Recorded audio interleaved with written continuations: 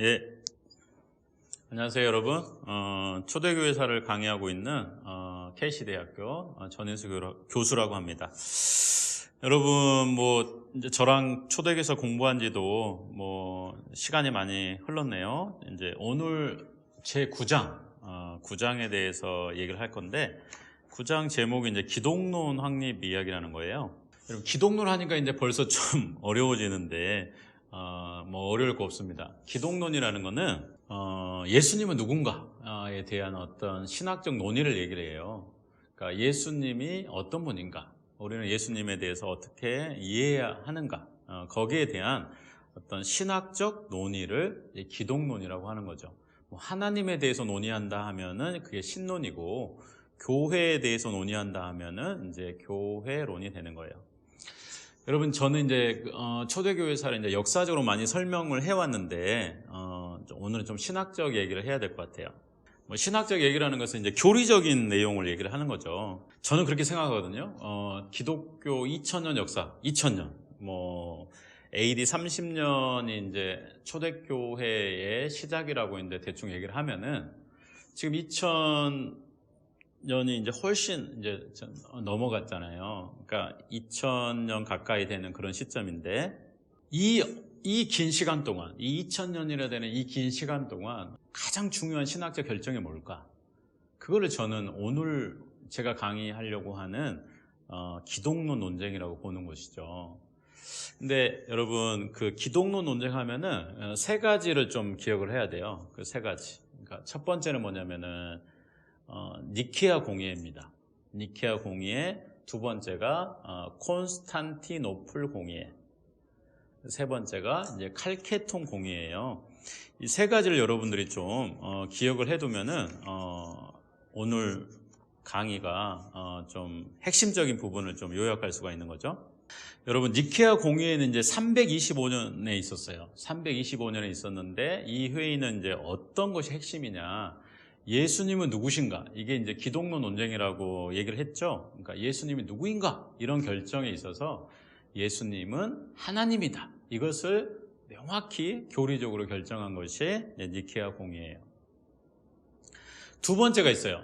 두 번째 공의회는 이제 381년에 발생했던 개최되었던 공의회인데, 이게 바로 이제 콘스탄티노플 공의회입니다.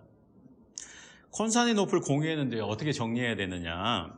니케아 공의회가 이제 325년에 있었잖아요. 그런데 이 니케아 공의회에서 이제 예수님께서 하나님이다, 이런 결정을 했는데, 니케아 공의회가 끝난 다음에 재밌게도 이 역사적 흐름이 있잖아요. 이 역사적 흐름이 니케아 공의회의 결정대로 이렇게 흘러가는 것이 아니라, 오히려 니케아 공의회의 결정과는 다른 방향으로 이제 흘러가 버린 거죠.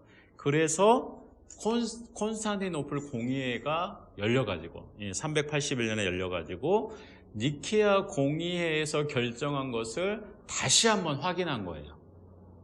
그러니까 여러분, 첫 번째 니케아 공의회, 그 다음에 두 번째 콘스탄티노플 공의회, 그 다음에 세 번째 칼케톤 공의회가 있는데, 이 두 번째 공의회는 좀 정의하기가 쉬워요.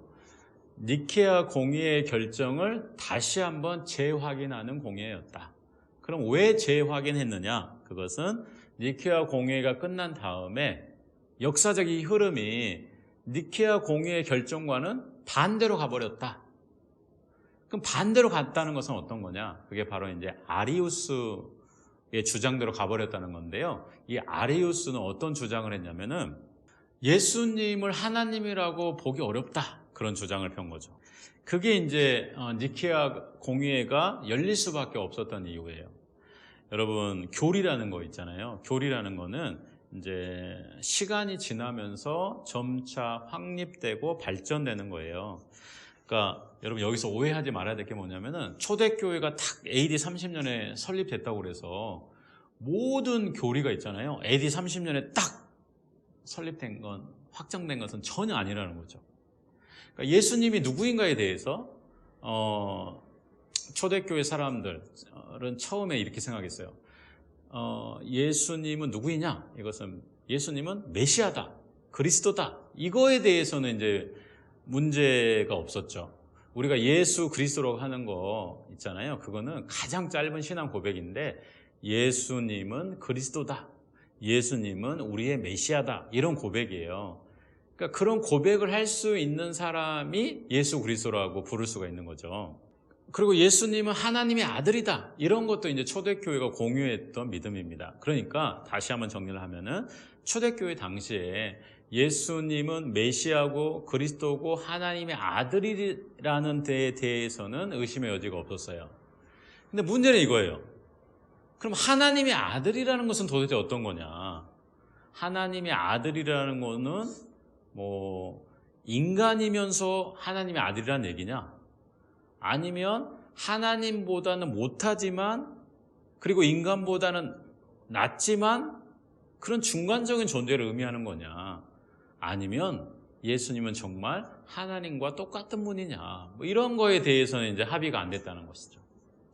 그래서 이제 니케아 공의회가 이렇게 개최되면서 325년에 개최되면서 예수님은 하나님의 아들인데 그 하나님의 아들은 예수님과 동일하신 분이다. 동일한 본질을 가지신 분이다. 이렇게 이제 결정을 했다는 겁니다.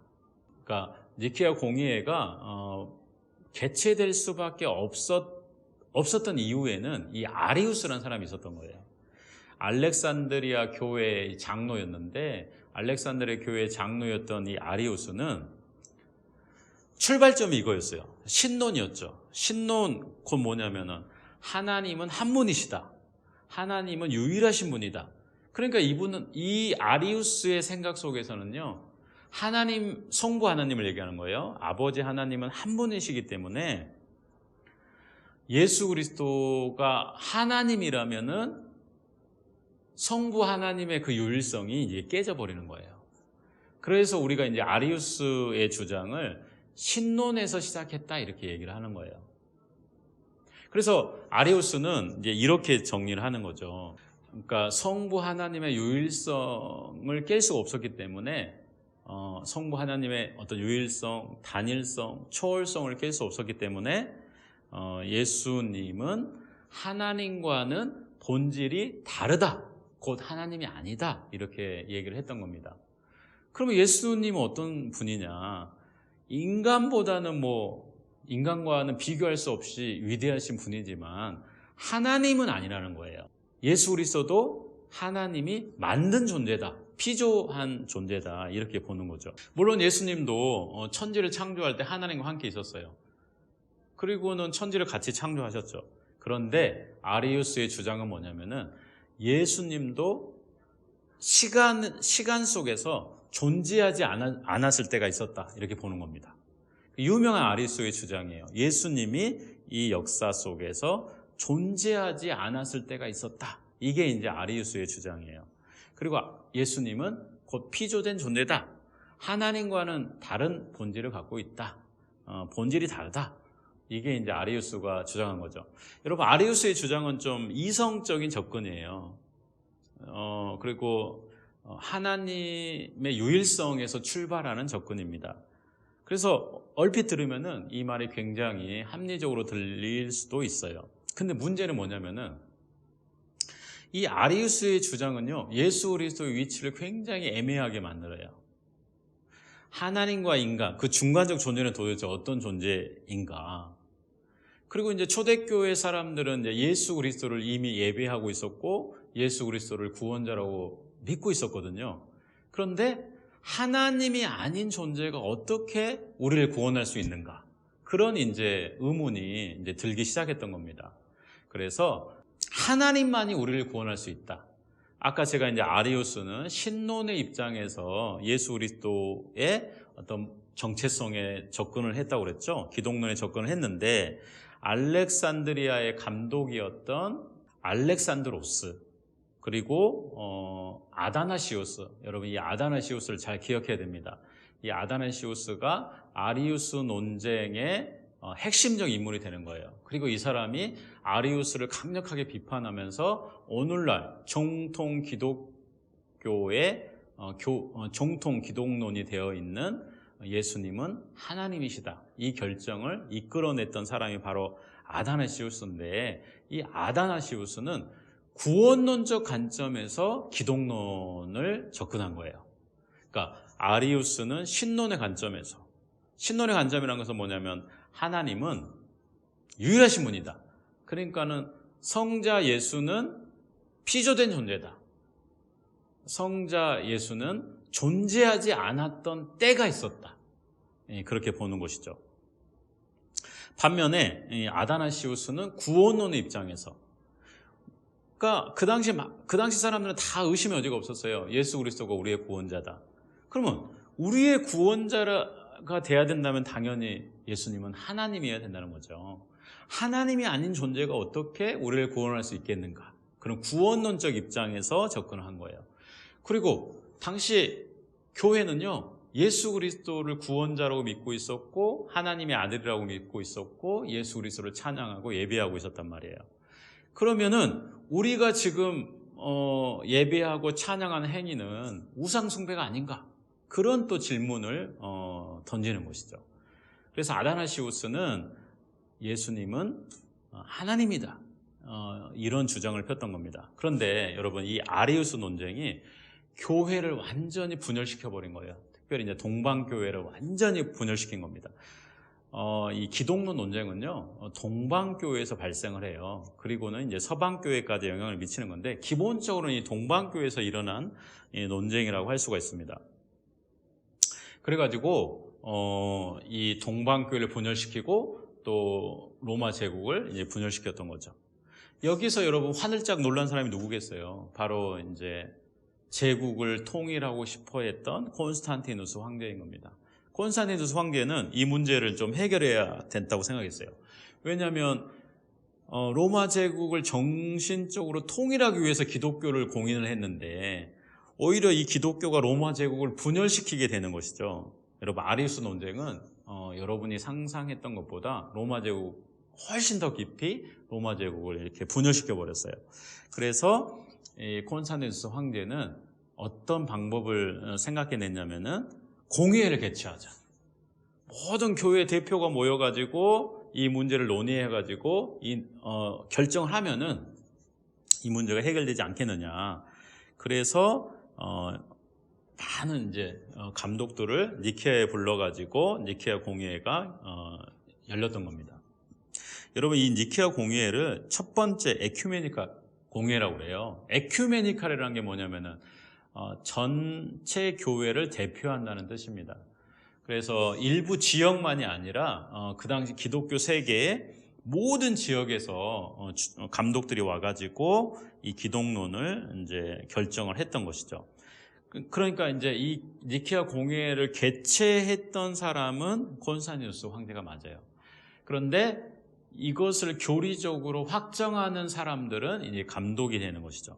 몇 명이 맞느냐 좀 확실치는 않는데 한 200에서 300명 정도의 감독이 니케아 공회에서 이 문제를 회의했던 것으로 알려져 있습니다. 여러분, 많은 사람들은요 좀 중도적인 입장이었어요. 뭐 아다나시우스 편도 아니고 아리우스 편도 아니었어요.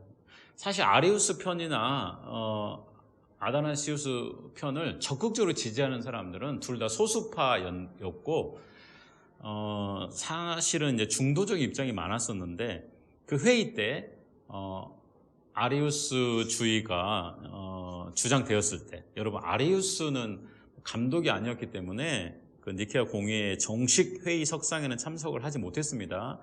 아리우스의 주장을 대변하는 사람이 있었는데, 이 사람이 니코메디아의 감독이었던 유세비우스입니다.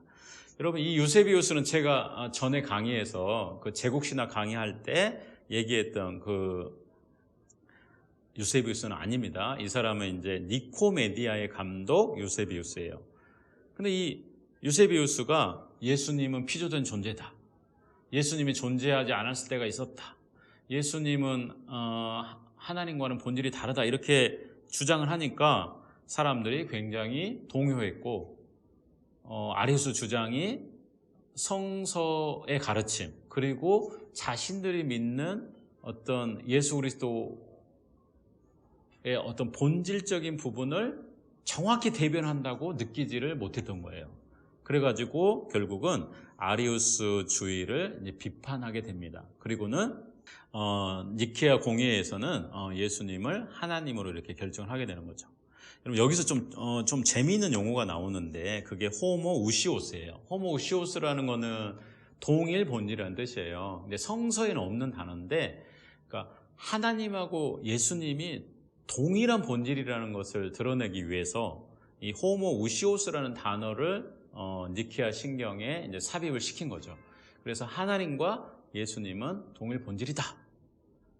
예수님은 피조된 존재가 아니라 하나님으로부터 낳으신 존재다. 뭐 그렇게 설명을 하게 되는 거예요.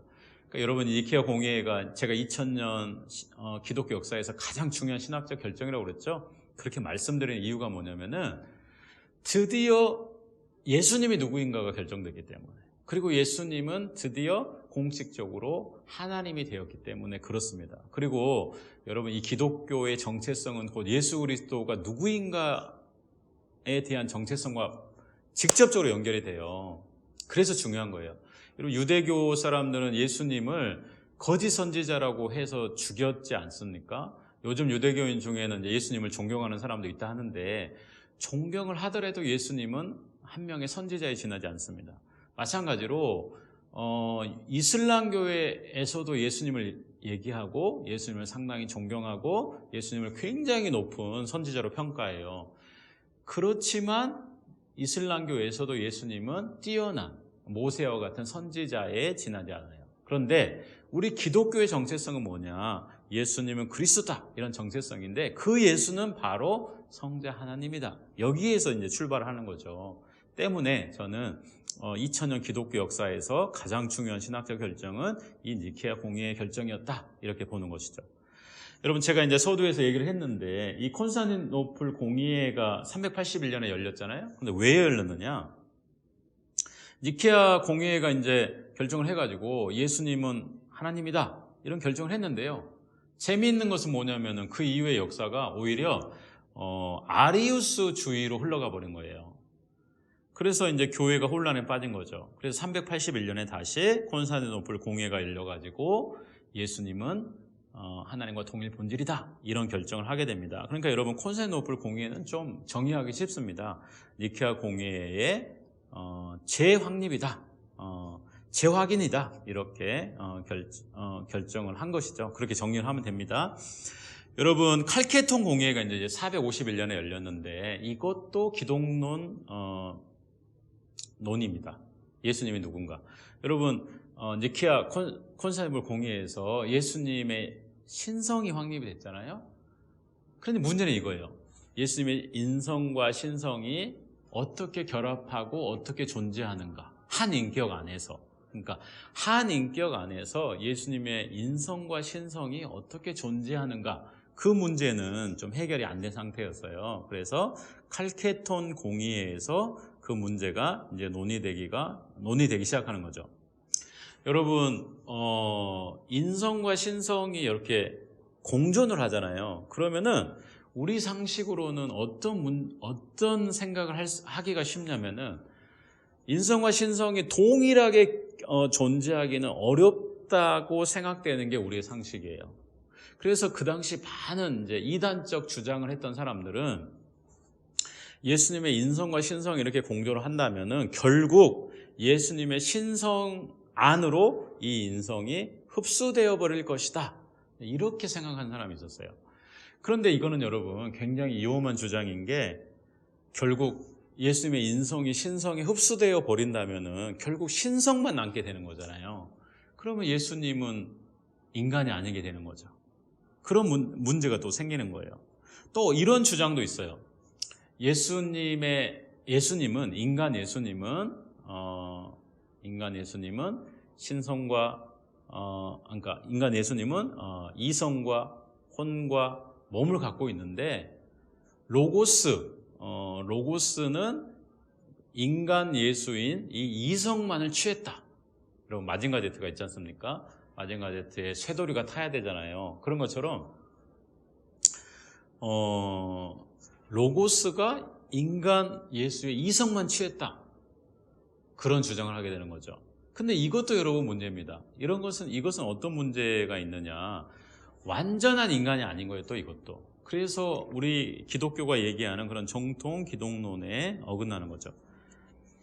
여러분, 네스토리우스 주의도 좀 관심이 있죠. 그러니까 이 한국 교회사에서 이 네스토리우스 주의는 이제 경교라고 알려져 있는데 이거 굉장히 중요합니다. 네스토리우스 주의는 예수님의 인성을 또 이제 한편 강조하려다가